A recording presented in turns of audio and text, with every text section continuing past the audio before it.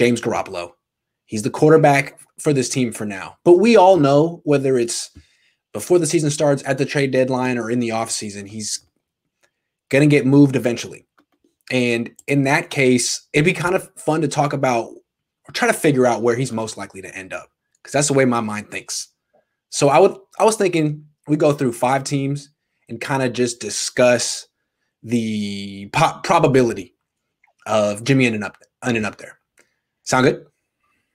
Sounds good to me. Okay. First team.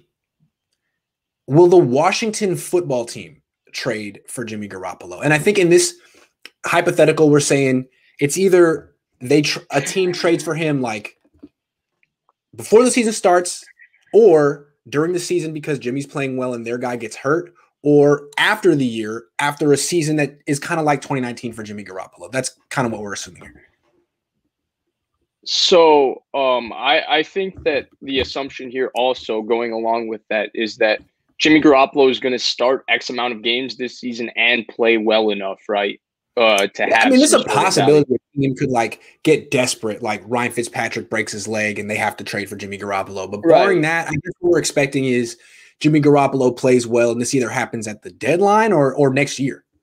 And he plays at a 2019 level, even if he does get Kurt Warner. You remember the Kurt Warner? They were 5-5, and they benched him to start Eli Manning, who was their rookie quarterback, which I think is a likely scenario of what could happen based on what I keep going back to, Trey Lance readiness. So even in that scenario, right, he would be playing at like a 2019 level maybe. I almost forgot Kurt Warner played for the Giants. That's true. That did happen. He was awful on the Giants, right? Yeah. No, he wasn't. Was he not? Man, that was a long time ago. He wasn't terrible. You remember better than me. You're older than me.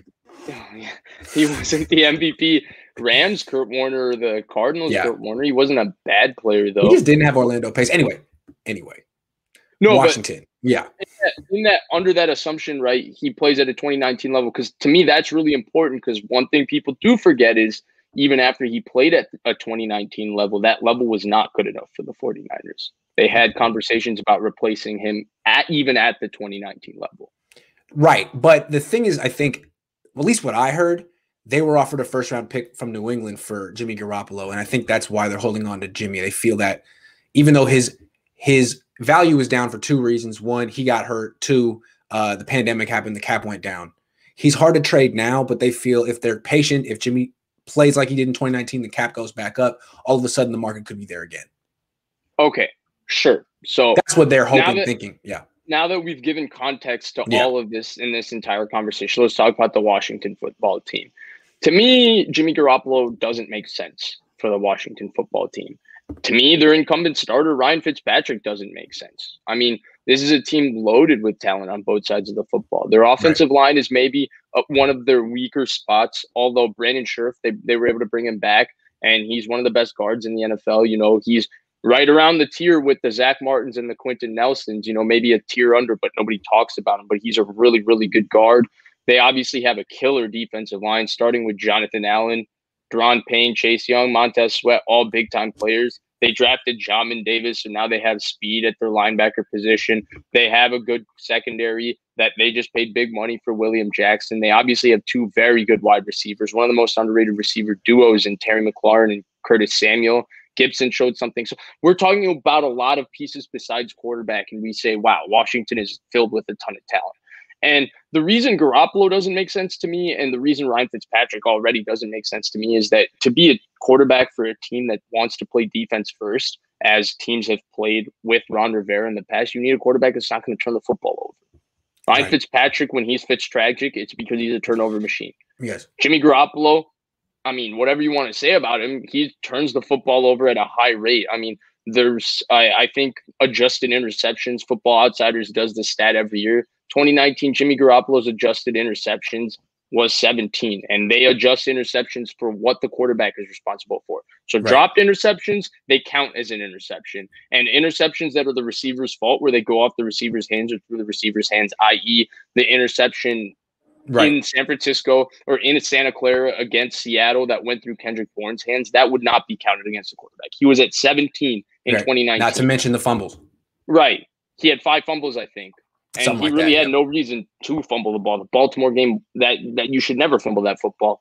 once the play is dead in the pocket and the guy's got hands on you. So he turns the football over too much for me to like him on a team like that. I could see why Washington maybe might make a move for him, because, you know, they have this young, cheap roster and they get this aging veteran quarterback who's proven that he can take a team, or he can be part of a team that goes to a Super Bowl, and maybe he could do a similar type thing. Which Ryan Fitzpatrick hasn't proven. Never. And Garoppolo's at least shown that, you know, he can be a starter. He's had multiple, actually, I wouldn't say he's had multiple seasons, but he shows enough where you think he could be a guy that could start over multiple seasons. Fitzpatrick has never proven over a longer period of time that he can actually start in the NFL. You know, he has years where he looks like a very capable starter, and then he has years where he looks like a guy that should be a career backup, and that's why he's bounced around to so many teams. So all of these things is fair. My biggest thing with Garoppolo and the Washington football team, it goes back to the turnovers, why it doesn't make sense. And then the second thing is that the Washington football team have a very young football team, right? You look at all their high marquee players. Like, you start with Brandon Sheriff is, I think, below 30 or 28 or 29. Chase Young, very young, 22 years old. Jonathan Allen, who they just gave a big contract to, he was drafted in 2017. He's a relatively younger player. Deron Payne was drafted in 2018, younger player. So you go down the list, they're a very young football team. When you have a young football team like that, I don't see why they wouldn't get a younger quarterback. And True. Yeah, that's part of the discussion. Like, would they want Jimmy? Maybe not. There's other guys who are going to be available. Would Jimmy want to go there? It seems like this is a pretty good destination for a quarterback. Like, I think it's a great destination. Jimmy has a no-trade clause. I don't think he would exercise it for Washington. See, I would if I was Jimmy, because it's a really nice spot for a quarterback, right? You have this, you want to talk about a passing game that could be geared for a short passing game with guys who can make plays after the catch. You go Antonio Gibson, Terry McLaurin, Curtis Samuel, like that stuff all fits. So I feel like for Garoppolo, it's ideal, but for Washington, it doesn't make sense. Then we go back to me, Garoppolo, just guessing for next season, is going to be the 5th best option at quarterback to sign. So Rodgers is one. I think we all agree Rodgers is going to be available in 2022, and you'd be stupid not to swing at that, right? I mean, I didn't include him, but I guess Watson, if whatever happens this year, maybe he's a 2022 mover, but then the numbers with Watson change, because 2021 and Watson is cheap. 2022 Watson is not cheap. So then that becomes a different conversation. Let's forget about Watson for now. Right. Yeah. But we got Rodgers. Yeah. The next name I would say, to me, that this is going to be Kirk Cousins last year in Minnesota, guessing. I think that with them drafting Kellen Mond, the way he fits for what their offense is, the fact that they've realized, I think Minnesota's realized that even though Kirk Cousins has played top 12, top 13 quarterback type football for them over the last 3 years, it's not good enough for them to win with the way their roster is currently constructed. They got to get cheaper at quarterback. I think Minnesota's making a concerted decision, or putting concerted effort based on their alleged interest in just moving up to get Justin Fields as well. When you look at all of that, I think Minnesota wants to get cheaper at the quarterback position. So that would be the second option. I'm just checking out real quick. Kirk Cousins, they can trade him. They can't cut him. Right. They can trade him. They can trade him. And so if Washington wants Kirk Cousins, bring him back, they would have to trade for him. Right. But I mean, this might not be Washington specific. We're going to talk about 3 other teams, but you're trading for Jimmy Garoppolo. To me, trading for Kirk Cousins is better than trading for Jimmy Garoppolo. We were talking all of the Niners are holding out for a 1. Right. Yeah. We're talking all of this from the context of trading for Jimmy Garoppolo. So that's 2. Yeah. Then 3, if you look at every single draft since 2015, there's been 2 quarterbacks at least that teams have targeted. Whether they're there by the start of the year, they're there by the end of the year, right? You start with 2015, Mariota and Winston. Winston was always in the conversation. Mariota got himself into the conversation. Those were the 2. 16, they said there would be no quarterbacks. Goff and Wentz ended up going 1 and 2. 17, they said there would be no quarterbacks. Mahomes and Trubisky went in the top 10. 18, they said there would be a lot of quarterbacks, and 5 went in the top 10. And then 19, Kyler Murray, Daniel Jones went in the top 10, even though they thought there would be no quarterbacks. And then 2020, obviously, Burrow, Herbert, Tua all went in the top 10. And then 2021, last year, we had three between Trey Lance, Zach Wilson, and Trevor Lawrence. So right now it's being projected that it's going to be Spencer Rattler and Sam Howell 1 and 2, or Malik Willis from Liberty. There's a few names. There's no consensus guy the way Trevor Lawrence and Justin Fields were talked about at this time last year. But there are definitely names that are thrown around. And my point is that if you look at since 2015, if you look at the odds are that two guys make their way to the top of this draft by the end of next year, and they're looked at as two viable. There's going to be at least two viable guys that will be drafted in the top 10, right or wrong. That's just how the thing about Washington though, they may not. So so you've laid out you've laid out the alternatives.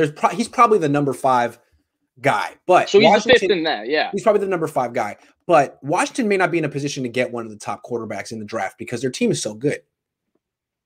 Right, but I mean, again, you're going back, right? If they miss out on, let's say these are all the things that need to happen for Jimmy to be a Washington member of the Washington football team. They have to miss out on Aaron Rodgers, Kirk Cousins. Let's say those Rodgers might want to go there. That might be his first choice. No, I don't know. Maybe he's talked about ownership, Dan Snyder. Okay, let's rule out Rodgers like that. Okay, Kirk Cousins, maybe he doesn't want to return to Washington after what happened. Let's rule him out. Right. There's still the option of trading up and getting a quarterback of the future to pair with this young team, pair with Ron Rivera over the long term. So that's 2 options. Yeah. And Ryan Fitzpatrick has to be truly, truly Fitz-tragic because if they exhaust all 4 of those first 4 options that I think we all agree would be technical upgrades over both Fitzpatrick and Garoppolo, even though Garoppolo is an upgrade relative to Fitzpatrick is making what? He has a base salary of $3 million this year, and he has a cap hit of $10 million. Okay, so he's making about $10 million this year. If That's you good. can bring him back for a second, he can run. Right? If he's okay this year, and you go through those first 4 options and they don't happen, wouldn't you rather just bring back Fitzpatrick for another year just because you have the advantage of at least continuity? That's where I sit here and say, like, sure, Garoppolo is better than Fitzpatrick in a vacuum. There's no doubt about that. But continuity is part of this conversation. And I think that in that scenario that, you go through like that. It looks unlikely. It seems to me the most likely way Jimmy ends up in Washington is if they get out to a hot start this year with Fitzpatrick. And then Fitzpatrick gets hurt. And they're in a position where they want to win this season and they don't feel they can do it with Kyle Allen. And all of a sudden they make a trade for Jimmy Garoppolo to win this year. That could happen. But again, I guess, that could happen anywhere. If someone gets hurt, they get desperate for Jimmy G. That's kind of where it's looking unlikely for Washington after the first inspection.